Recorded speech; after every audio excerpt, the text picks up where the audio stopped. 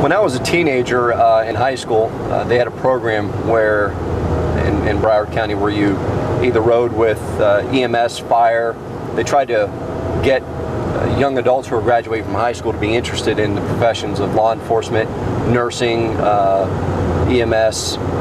And what I did was, for the city that I resided in, I went and volunteered as a police explorer, and I quickly enjoyed that aspect of what law enforcement officers do for people.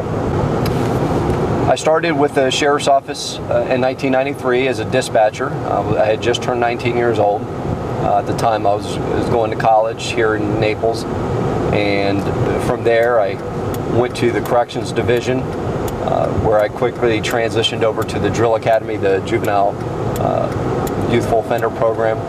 I spent some time out there, and then I transitioned again to road patrol in North Naples. I did approximately 4 years there, and then I quickly realized that during my duties of road patrol in North Naples, I realized that I enjoyed traffic enforcement, so I transitioned to the available position to traffic enforcement. I've been in law enforcement, in the field of law enforcement, for 14 years. I've been in STEV for approximately 6 years.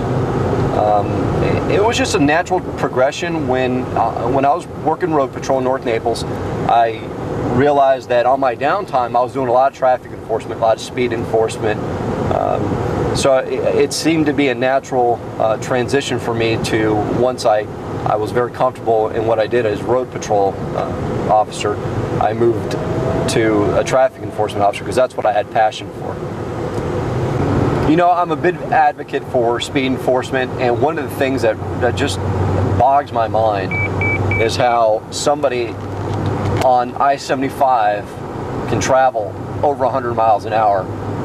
I guess it's because I've been through so many advanced traffic schools that I realize the impact of a vehicle traveling that far and the survivability of a crash is not very good at all. I've seen crashes that people crash at 70, 80 miles an hour, and the car is just, you know, annihilated. I think at the moment people don't understand the reality of their actions and the penalties or the consequences to their actions, you know, potentially being death. I remember working a crash on the interstate where tore my stomach up when I arrived on scene. I saw a car seat outside of a car that had flipped over. Thankfully, the one car seat that was ejected out of the car did not contain a child.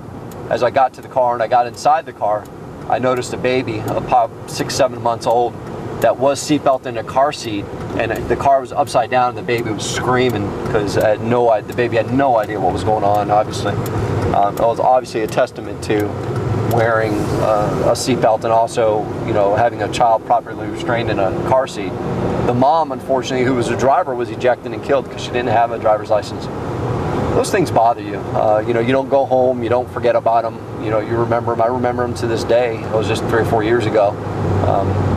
So it upsets me that people will drive in a manner that puts themselves at harm and harm people they don't even know. The collateral damage of a fatality goes from family to family. It's a brother, a mother, a sister that they'll never ever see again. It's a wonderful profession that's ever changing. My best advice would be that when you graduate from high school, that you immediately go into college and attain at least a 4-year degree. The way that law enforcement is tending to move these days is college. A lot of agencies have where it's mandatory that you have at least an associate's degree to enter this profession, and I'm obviously an advocate of education. I think with higher education becomes a more ethical, better rounded police officer and law enforcement officer. So my advice would be, go to school, get a college degree.